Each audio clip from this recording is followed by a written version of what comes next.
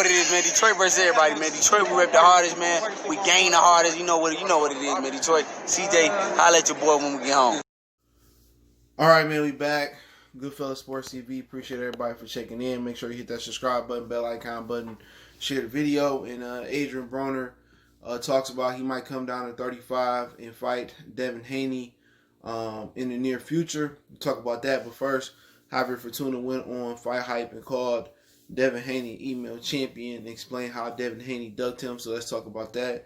Hit that subscribe button, bell icon button, share the video. Check out the Boxing News playlist and the Duck Boxing News playlist for this one as well too. So Javier Fortuna was on with Fight Hype and they translated it at the bottom of the screen, and basically he said Devin Haney ducked him. It's exactly what I heard. First it was Ryan that didn't want it, then Devin didn't want it. So what I did understand, they had a deal before the coronavirus, or excuse me, yeah, that was before, but before the shoulder injury, and then the zone didn't want to shell out the money for that fight, right? So it's supposed to go back to purse bid. Then Devin got hurt. Then they ordered Devin versus Javier Fortuna versus Luke Campbell, and that fell out during the pandemic. So Devin said he was healthy, he could defend his title, and then basically Fortuna said, you know, he never heard from Devin again. So his daddy went out there talking to Fight Hype, I think it was Sean, saying that we didn't duck nobody, we stuck to Fortuna. He lying. Because at the end of the day, why is Javier Fortuna, still fighting on the network?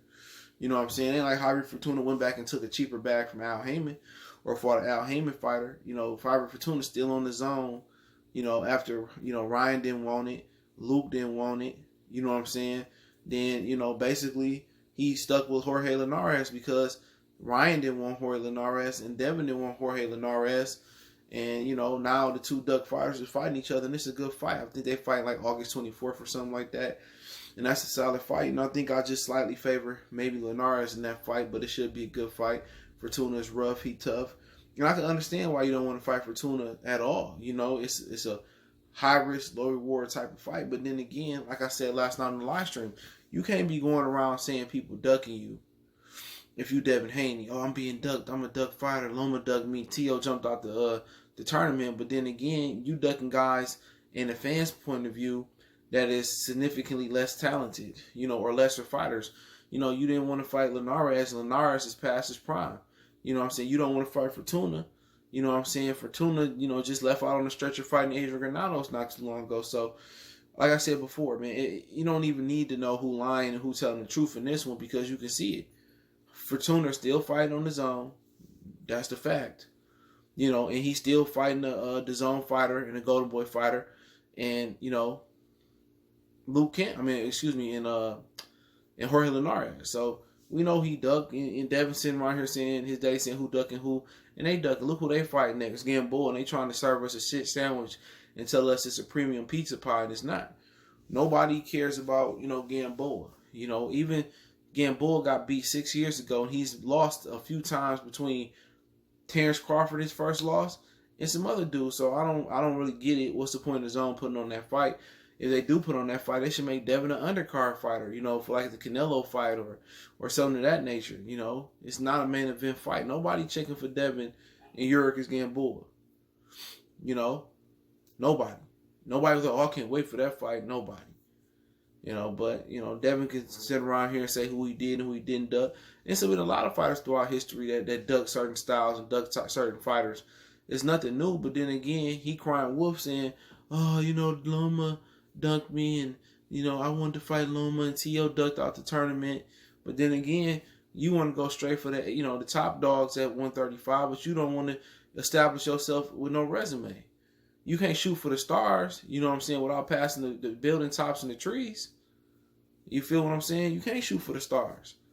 You know what I'm saying? You got to put your work in before you get amongst them stars. You know what I'm saying? He ain't putting no work in. Fortuna, Linares would all be good work. You know, if you fight Ryan Garcia next, he beat Luke Campbell, at least he got one real name on his resume. You got none. And you ducking face and then crying wolf and saying you being ducked. I don't like that. Still like Devin Haney as a fighter. I understand it's the boxing, it's the politics, but they didn't want to fight no damn Javier Fortuna. And can you blame him? He rough, he tough.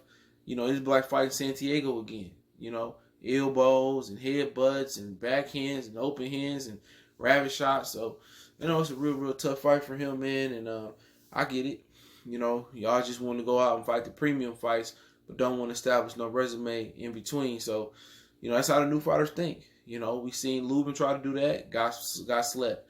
We seen Lomas try to do that, lost to Orlando Salido. So, you know, nobody want to establish their resume with good contenders and stuff of that nature. He don't belong. He don't deserve to be champion anyway. They should have forced that Loma fight, but it is what it is, right? So let's move on, okay? And him and Adrien Broner revealed this DM or something on his social media page, you know, basically saying he might come back down to 35 and fight Devin, and they'll still be little bro and big bro after they fight. My whole thing is this.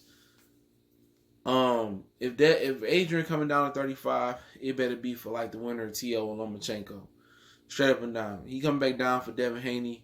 I understand that's a good fight for publicity. That's a good fight for, you know, promo and stuff of that nature. But that's a no-win situation. You dominate Broner, you're supposed to do it. You should stop Broner, him draining himself. If you lose to Broner, you know, basically you the new Broner. You overrated. So, you know, that's about money fight. You know, that's a street fight. Street credibility fight. The hood fuck with Devin. The hood fuck with Adrien. It'll be a cool fight. But once again, it still wouldn't establish Devin as one of the best lightweights. You know, to me it wouldn't, but it's a good fight. I mean, you know, Broner said he could make 35 when he fought Mikey. Broner was killing shit at 35 at one point, but the flaws was there. You can see it in the Gavin Reese fight that, you know, he couldn't handle combination punches. And he was just getting by, at 135 with one big punch. He wasn't even putting his combinations together like that. They was begging him to put it together versus, you know, Antonio DeMarco. And he started putting the combinations together because he started wearing them out. Broner felt like he was Superman. He could jump from 35 to 47. And it didn't work out that well for him. You know what I'm saying? Even with the Paulie fight, you know, he was getting touched up a lot. But with Adrien, he's just looking for the bag at this point. I don't think the zone got the bag to get him, especially $20 million to fight Devin Haney now. You know, maybe $10 million is more doable, but at this point, they don't have any money they're trying to spend on no fighter. So I'm pretty sure Matchroom and Devin Haney Promotions, whatever they call it, they ain't got the money to make up the difference. But once again, for Devin, that's a cool name on your resume. But then again, it's not what people want to see. You establish yourself as the best lightweight. You know, they want to see Linares, Fortuna, eventually Ryan. You know, obviously Loma moving back down. T.O. gonna move up. You can see T.O. once you move up. They kind of want to see you establish your name with the names in the division. But the Broner fight to get some traction and to move some subs on the zone. That's a fight they should do. But then again, you know, do you want to pay Adrien Broner all that money? They couldn't even pay Gary Russell whatever he was asking for to come over there and fight Devin. So Broner is way more expensive than Russell. Not saying he better, but he a more accomplished professional fighter with winning 4 different weight titles in 4 different weight classes. So I don't know how they're gonna afford Devin and Adrien. But if I'm Devin, you know, I just worry about my career. You know what I'm saying? I'm worried about if I gotta beat the gun boy, then I'm worried about, you know, beat my mandatory if that's Ryan, if that Luke. You know, then if I'm moving up or I'm taking on the winner for Fortuna Linares, which is a secondary mandatory, then we're going to do that. So I don't know if Devin is really ready to move up to 40.